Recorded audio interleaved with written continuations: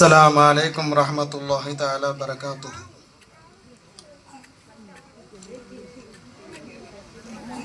أعوذ بالله من الشيطان الرجيم. بسم الله الرحمن الرحيم. الحمد لله رب العالمين. الصلاة والسلام عليك يا سيدي يا رسول الله. خذ بيدي كلة حيلتي أدركني يا صفي المذنبين. أما بعد فقد قال الله تعالى في القرآن العليم: وَلَقَدْ يَسَّرْنَا الْقُرْآنَ لِلذِّكْرِ فَهَلْ مِن مُّدَّكِرٍ. وقال رسول الله صلى الله عليه وسلم: العلم حياة الإسلام. صدق الله العلي العظيم. அருமையானவர்களே, நாமெல்லாம் புனிதமான ஒரு விழா அல் மதரசத்து நூரியா 35வது ஆண்டு விழாவில் அமர்ந்திருக்கின்றோம். அல்லாஹு தாலா இந்த விழாவை கபூல் செய்வானாக. பெருமானார் ரசூலுல்லாஹி ஸல்லல்லாஹு அலைஹி வஸல்லம் அவர்கள் சொல்லித்தரும் பொழுது, அல்லாஹுடைய கலாம் பெருமானார் ரசூலுல்லாஹி ஸல்லல்லாஹு அலைஹி வஸல்லம் அவர்களுடைய வாழ்க்கை வழிமுறைகள் எந்த இடத்திலே பேசப்படுகின்றதோ அந்த இடத்திற்கு மலக்குமார்கள் வானவர்கள் வருகிறார்கள் என்பதாக நபிகள் பெருமானார் ரசூலுல்லாஹி ஸல்லல்லாஹு அலைஹி வஸல்லம் அவர்கள் சொல்லி தந்தார்கள். ஆக நாம் இப்பொழுது இருந்து கொண்டிருக்கக்கூடிய இந்த விழா இருக்கின்றது, இது நம்மளுடைய பிள்ளைகளுடைய நம்மளுடைய தாய்மார்களுடைய வருங்கால, அதாவது மார்க்கத்தை கற்று அமல்படுத்தக்கூடிய ஒரு விழாவாக அல்லாஹ் இந்த விழாவை ஆக்கியிருக்கின்றான். இந்த விழாவை அல்லாஹ் கபூல் செய்வானாக. அருமையானவர்களே, இந்த உலகத்திலே நாம் வாழுகிறோம் என்று சொன்னால், இந்த உலகத்திலே நமக்கு சிறந்த ஒரு செல்வமாக அல்லாஹு தாலா எதை தந்திருக்கிறான் என்று சொன்னால் கல்வியை தந்திருக்கின்றான். கல்விதான் சிறந்த செல்வம் என்பதை வேதங்கள் பேசுகின்றன.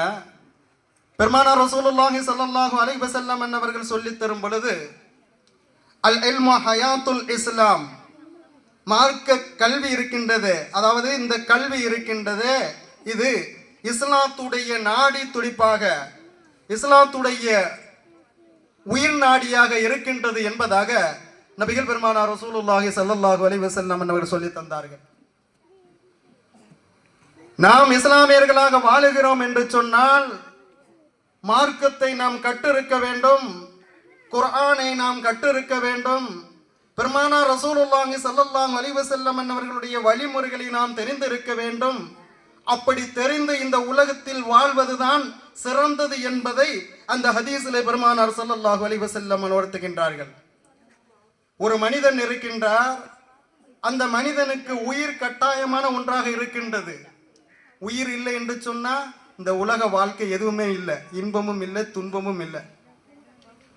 நம்மளுக்கு உயிர் நம்மளை விட்டு பிரிந்து விட்டது என்று சொன்னால் அடுத்த நிமிடம் நம்மளுடைய பெயர் போய்விடும், நம்மளுடைய அட்ரஸ் போய்விடும், நம்மளுடைய மதிப்பு எல்லாமே போயிடும். அடுத்த பேரு ஜனாசா, டெட் பாடி, அடுத்த இடம் மையவாடி. இதுதான் இந்த உலகத்துடைய வாழ்க்கை.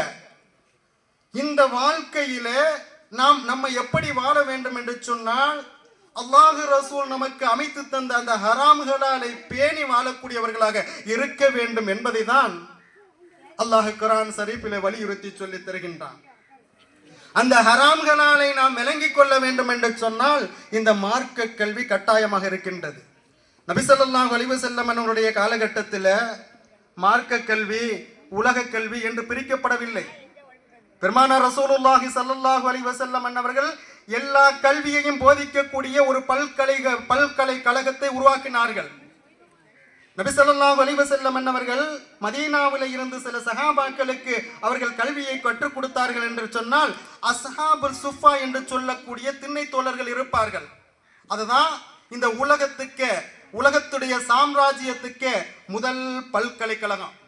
இன்னைக்கு எத்தனை பல்கலைக்கழகம் உலகத்தில் இருந்தாலும் நபி ஸல்லல்லாஹு அலைஹி வஸல்லம் அவர்கள் அந்த சஹாபாக்களுக்கு அஸ்ஹாபு சுஃபா என்று சொல்லி அந்த பள்ளி வளாகத்திலே உருவாக்கினார்கள் அல்லவா. இன்னைக்கு பள்ளிக்கு பக்கத்தில் என்ன இருக்கு? மக்தபு மதரசா. இது நம்மளுடைய கலாச்சாரம். நபி ஸல்லல்லாஹு அலைஹி வஸல்லம் அவர்கள் கற்றுத்தந்த வழிமுறை. மதீனாவுல அஸ்ஹாபு சுஃபா என்ற மதரசாவை உருவாக்கினார்கள். இன்றைக்கு இஸ்லாமியர்களாக நாம் இருக்கிறோம் என்று சொன்னால் நம்மளுடைய பள்ளி வாயில்களிலே கண்டிப்பாக மக்தபு மதரசா இருக்கும். இன்றைக்கு அறிஞர் பெருமக்கள்களாக மார்க்கத்திலே சிறந்து விளங்கக்கூடிய உலமாக்களாக இருந்தாலும் சரி, மற்ற துறைகளிலே விளங்கக்கூடிய நம்மளுடைய சகோதரர்கள், அனைத்து நபர்களும் அனைத்து சகோதரர்களும் அந்த மக்தபு மதரசாவிலே மண்டியிட்டு படித்தவர்களே. இன்றைக்கு சமூகத்திலே ஒரு நல்ல ஒரு துறைகளத்திலே கல்வியில சிறந்தவர்களாக ஆசிரியர்களாக இருப்பார்கள், அறிஞர் பெருமக்கள்களாக இருப்பார்கள், உலமாக்கல்களாக இருப்பார்கள். அந்த நிலைமைக்கு அவர்கள் எங்கிருந்து வந்தார்கள் என்று சொன்னா இந்த மக்தபு மதரசாவிலே அவர்கள் படித்ததின் காரணத்தாலே அவர்கள் அந்த ஒழுக்கத்துடன் சமூகத்திலே சிறந்து விளங்குகின்றார்கள். ஆக பெருமானார் ஸல்லல்லாஹு அலைஹி வஸல்லம் அவர்கள் இந்த கல்வியை உயிர் நாடியாக ஆக்கினார்கள் என்று சொன்னா இந்த நம்ம கல்வியில என்ன செய்யப்படுகின்றது? ஒழுக்கத்தை போதிக்கப்படுகின்றது. நம்மளுடைய மக்தபு மதரசாக்களிலே ஒழுக்கம் போதிக்கப்படுகின்றது. நபி ஸல்லல்லாஹு அலைஹி வஸல்லம் அவர்கள் சொல்லித் தரும் பொழுது, உங்களுடைய பிள்ளைகளுக்கு ஒழுக்கத்துடன் கூடிய கல்வியை கற்றுக் கொடுங்கள் என்பதை பெருமானார் ரசூலுல்லாஹி ஸல்லல்லாஹு அலைஹி வஸல்லம் அவர்கள் சொல்லித் தந்தார்கள். இன்றைக்கு சமுதாயத்திலே கல்வியிலே சிறந்தவர்களாக இருக்கின்றோம், ஒழுக்கம் இல்லை என்பதை நாம் புரிந்து கொள்ள வேண்டும். கல்வி கூடங்கள் இருக்கின்றது, அங்க கல்வி கூடங்களிலே ஒழுக்கம் இல்லை, ஆசிரியர்களுக்கு உள்ள ஒழுக்கம் இல்லை, மாணவர்களுக்கு அந்த மாணவிகளுக்கு இடையில ஒழுக்கம் இல்லை.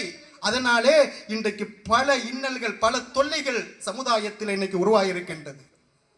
நம் மார்க்கம் என்ன சொல்லி தருகின்றது? ஒழுக்கத்துடன் கூடிய கல்வி. அந்த கல்வி இருந்தால் தான் நம்மளுடைய உள்ளத்திலே ஈமான் இருக்கும்.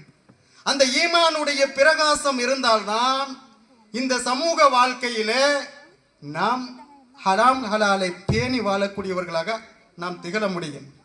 இந்த உலகம் ஒரு இருள் சூழ்ந்த உலகம், அதாவது பாவங்களும் பிதஅத்துக்களும் நிறைந்த ஒரு இருள் சூழ்ந்த உலகம்.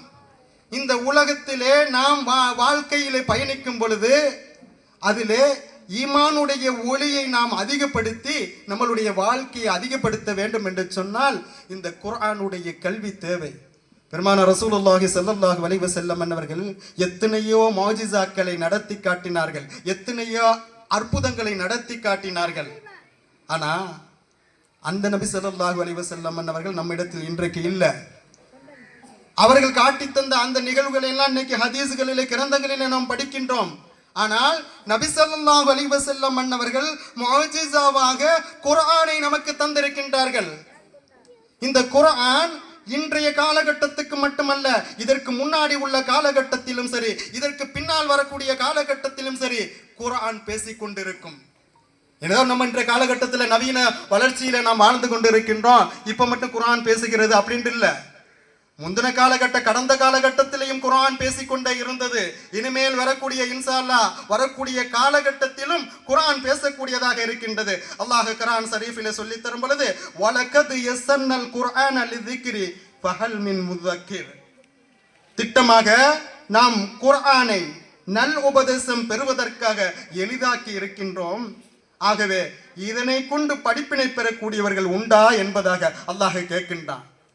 ஏதோ நம்ம இன்றைய காலகட்டத்தில் வாழ்றோம், நமக்கு மட்டும் உள்ள கேள்வி இல்லை, இனிமே வருங்காலத்தில் வரக்கூடிய அத்தனை நபர்களுக்கும் அத்தனை சகோதரர்களுக்கும் உள்ள கேள்வி, சென்ற காலத்திலே கடந்து போன அந்த பெருமக்களுக்கு உள்ள கேள்வி.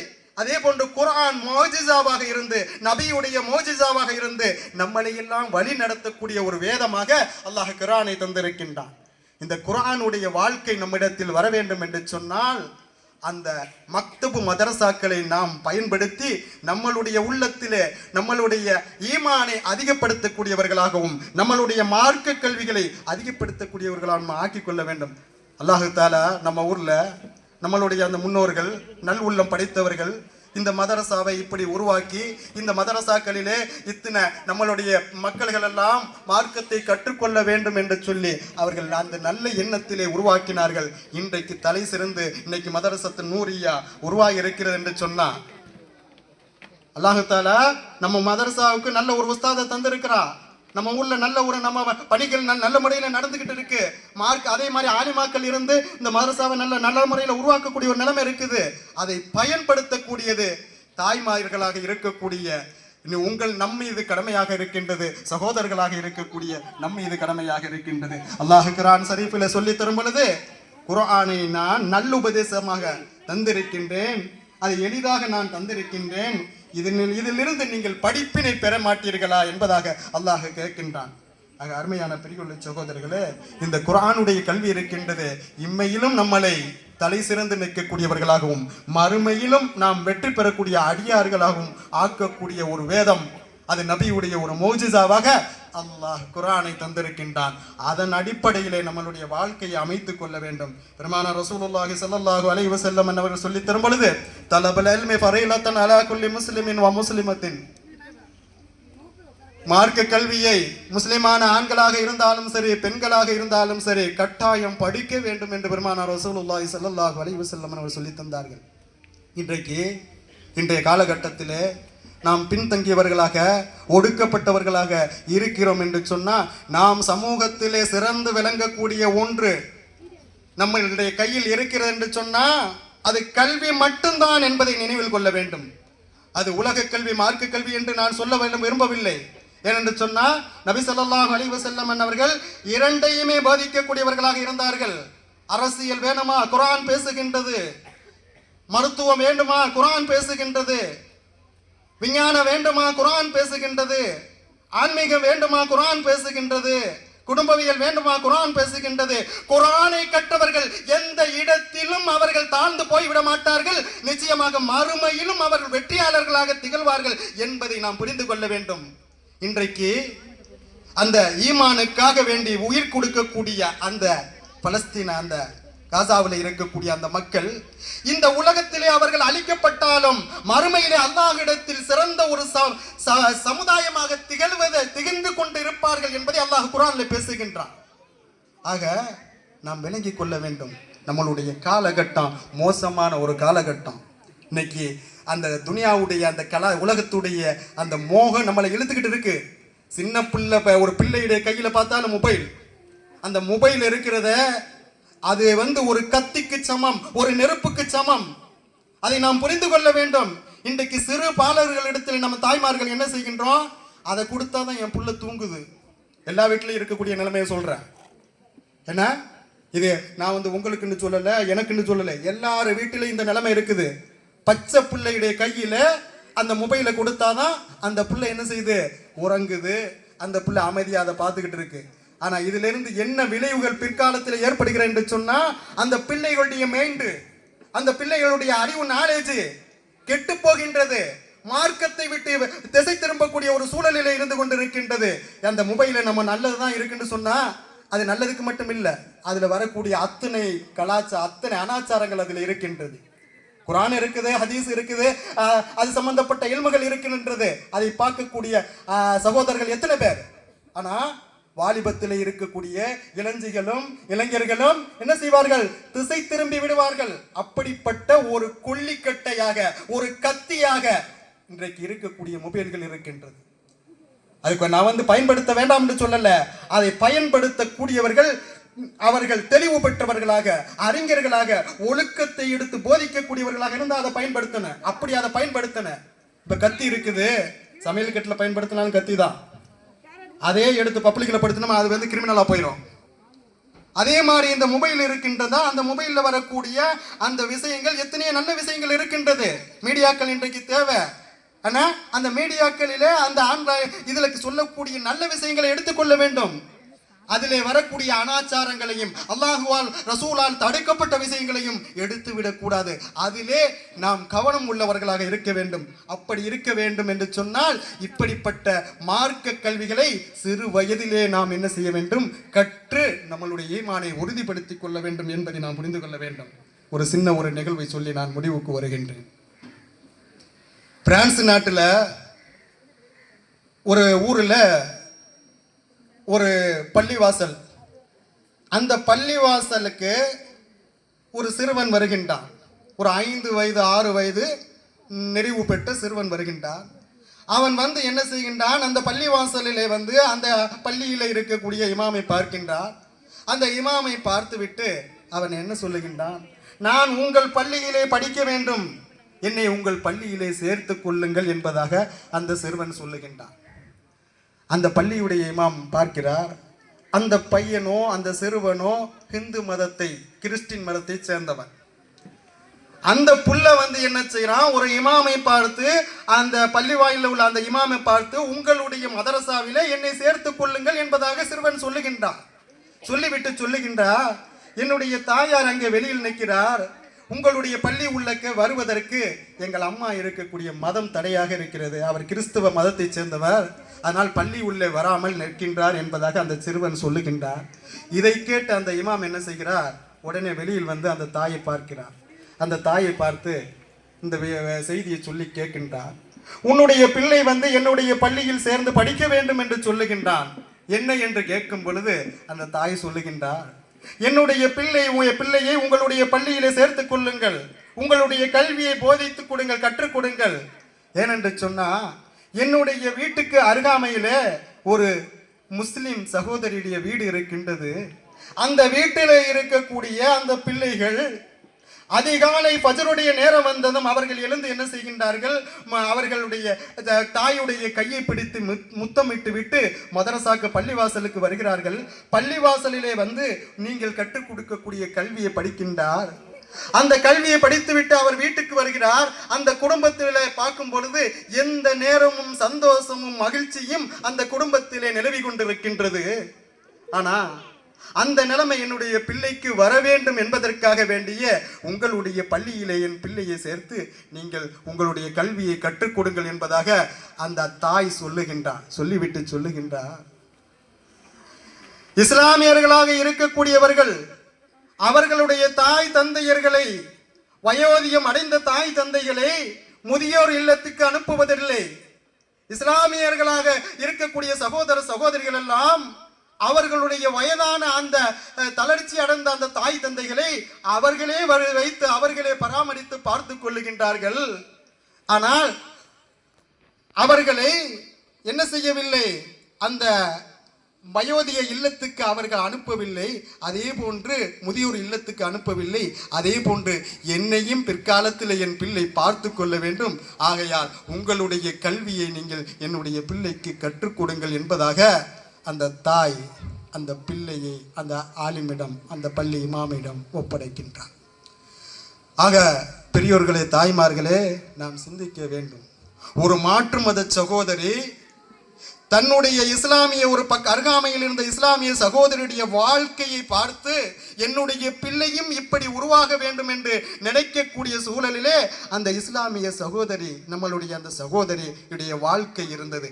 அதே போன்று இன்றைக்கு இஸ்லாமியர்களாக உலகத்திலே எங்கெல்லாம் மூமின்களாக முஸ்லிம்களாக நாம் இருக்கின்றோமோ அத்தனை பேர்களுடைய வாழ்க்கையும் எப்படி இருக்க வேண்டும், அடுத்த சகோதரர்களுக்கு, மாற்று மத சகோதரர்களுக்கு முன்மாதிரியாக படிப்பினை பெறக்கூடியவர்களாக அவர்களை ஹிதாயத்துடைய நேர்வழியின் பக்கம் இழுக்கக்கூடிய ஒரு வாழ்க்கையாக நம்மளுடைய வாழ்க்கை இருக்க வேண்டும். அந்த வாழ்க்கை அப்படி அமைய வேண்டும் என்று சொன்னால் ஆரம்பத்திலே நம்மளுடைய குர்ஆனை தெளிவாக கற்றுக்கொள்ள வேண்டும், மார்க்கத்தை புரிய வேண்டும். இன்றைக்கு மார்க்கத்தை கற்றவர்களும் அதை புறக்கணிக்கக்கூடிய ஒரு சூழலில் இருந்து கொண்டிருக்கின்றோம். ஏன்னு சொன்னா மார்க்கத்தை பேசக்கூடிய அதிலே எத்தனை குழப்பங்கள். நான் சொல்ல வேண்டிய கடமைக்கு நான் சில செய்திகளை மட்டும் சொல்றேன். இன்றைக்கு மொபைல்ல போய் பார்த்துட்டோம்னு சொன்னா அதுல அத்தனை அனாச்சாரங்கள். மார்க்க விஷயத்துல பார்க்கும் போது போட்டி பொறாமை. இஸ்லாம் போட்டி பொறாமையை அங்கீகரிக்கவில்லை. பொறாமையை இஸ்லாம் பெருமானார் ஸல்லல்லாஹு அலைஹி வஸல்லம் அவர்கள் வன்மையாக தடை செய்கின்றார்கள். போட்டி இல்லாமல் என்ன செய்ய வேண்டும், நீங்கள் சமூகமாக சகோதரத்துவமாக வாழ வேண்டும் என்பதை கற்றுத்தருகின்றார்கள். இன்றைக்கு பாருங்க, சரி, இன்றைக்கு பாருங்க, மார்க்கம்னு சொல்லி அதுல பேசக்கூடியவங்க, இது நான் சொல்ற சில விஷயங்கள் என்னன்னு சொன்னா அதை கற்றவர்கள் தெரிந்தவர்கள் புரிந்து கொள்ள முடியும். அதில் கேட்கக்கூடிய பயான்களையும் சரி, அதில் கேட்கக்கூடிய அந்த விஷயங்களையும் சரி, மார்க்க சம்பந்தப்பட்ட அந்த மீடியாக்களில நல்ல விஷயங்களும் போதிக்கப்படுது. நான் முன்னாடி சொன்னேன்ல, மொபைல்ல பார்க்கும்போது நல்லது இருக்கு கெட்டது இருக்குண்டு, அந்த மாதிரி இந்த மார்க்க விஷயத்திலும் இன்றைக்கு நம்மளுடைய சுன்னத்து வல் ஜமாத்துடைய அகீதாக்கு முரணான குர்ஆன் ஹதீஸை பேசக்கூடிய உலமாக்களும் தலைவிரித்து விட்டார்கள். மாதல்லா அந்த வலையில போய் நம்ம சிக்கிடக்கூடாது. ஏன்? சுன்னத்து வல் ஜமாத்தில் இருக்கக்கூடிய உலமாக்களும் ஹதீஸுகளையும் ஆயத்துக்களையும் சொல்லுகின்றார்கள். அதே வேற வேற கொள்கைகளை போதிக்கக்கூடிய உலமாக்களும் அறிஞர்கள் என்ற பேரிலும் என்ன செய்கின்றார்கள்? வலம் வந்து கொண்டிருக்கின்றார்கள். இதிலிருந்தெல்லாம் நாம் மீள வேண்டும் என்று சொன்னால் மார்க்க கல்வியை தெளிவாக கற்றுக்கொள்ள வேண்டும். ஆக அருமையான பிரிவுள்ள சகோதரர்களே, பெருமானார் ரசூலுல்லாஹி ஸல்லல்லாஹு அலைஹி வஸல்லம் அவர்கள் நமக்கு ஒரு சிறந்த ஒரு செல்வமாக ஏழ்மை தந்தார்கள். அந்த ஏழ்மை கற்று இந்த உலகத்திலும் மறுலோகத்திலும் வெற்றி பெறக்கூடிய சகோதரர்களாக அல்லாஹ் தஆலா நாம் அனைவர்களையும் ஆக்கி அருள் பாலிப்பானாக. வ ஆகிர் தவானா அனில் ஹம்துலில்லாஹி ரப்பில் ஆலமீன். வஸ்ஸலாமு அலைக்கும் வரஹ்மத்துல்லாஹி தஆலா பரகாத்துஹு.